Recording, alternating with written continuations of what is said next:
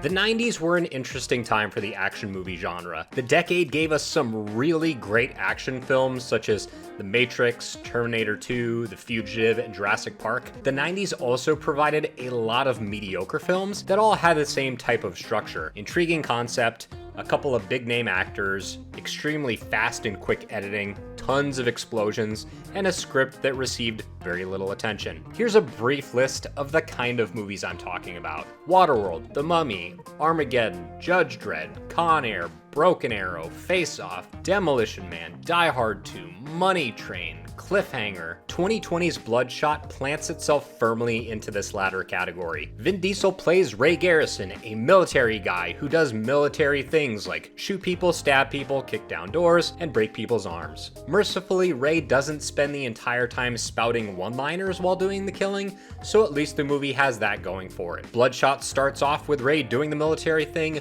busting into a building and taking out a very bad guy with a hostage. He then celebrates with his unnecessarily hot wife, and they are both kidnapped and she's murdered by the scenery-chewing villain. This isn't really spoiling anything because all this happens in the first 5 minutes. Bad guys then kill Ray, who is revived by a possibly shady corporation called Rising Spirit Technologies, which has injected him full of nanites that immediately heal his body of any damage. In addition to turning our hero Ray into Wolverine, the nanites imbue our hero with immense strength, allowing him to punch through concrete and human with equal efficiency. Of course, not everything is what it seems, and more villains emerge to torment our hero. So what keeps Bloodshot firmly planted among its fellow mediocre action movies? Well, it turns out quite a lot. Vin Diesel tries his best with some genuine attempts at acting with a capital A, and largely does what he needs to do with a relatively shallow character. Guy Pearce shows up to collect a paycheck, and apart from Toby Kibble as the #1 bad guy, I didn't really recognize anyone else. Speaking of bad guys, the bad guys in this movie are spectacularly awful in their shallowness,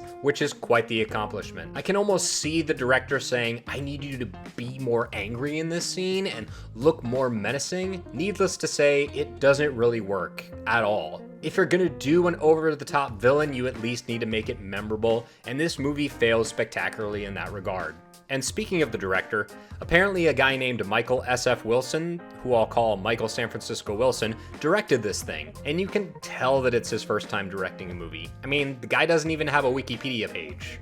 The reason I wanted to see if he had a Wikipedia page is because the first 5 minutes of the movie make it seem like David San Francisco Wilson cut his teeth as a TV commercial director, because that is the kind of action movie this is. A good point of comparison is Michael Bay. This guy is just dime store Michael Bay. There you go.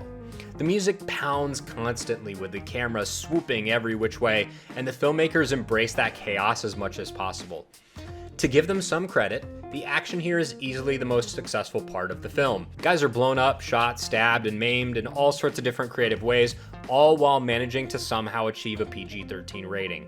Skin peels off Ray's face when blasted with shotgun, and then the nanites do nanite things and pull our hero's flesh back together. Of course, even this eventually starts to wear a bit thin, and the movie mercifully knows when to pull the plug and let us spend the rest of the day doing something other than watch this movie. While Sony distributed the film and rushed it onto digital platforms when COVID-19 happened, 9 different production companies were involved in the making of this film. To the credit of the filmmakers, it's not a total dumpster truck careening down the road on fire, but it can't even come close to matching the quality of something like The Rock or True Lies. In conclusion, I get the feeling that one's opinion of Bloodshot is largely dependent on their opinion of Vin Diesel, because he's the one putting in the most effort. The most successful elements of the film obviously involved his character's beats, and everything else is just throwaway 90s trash that we've all seen before. I think people that like the Fast and the Furious films or the Riddick series will find something to enjoy here. I won't fault you for enjoying a film like Bloodshot,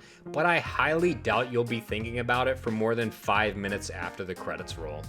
Thank you so much for watching, I really do appreciate it. If you like the content, please click the subscribe button and the notification bell, since that really helps the channel grow. You can also like, share, or comment on the video below, and I will see you next time.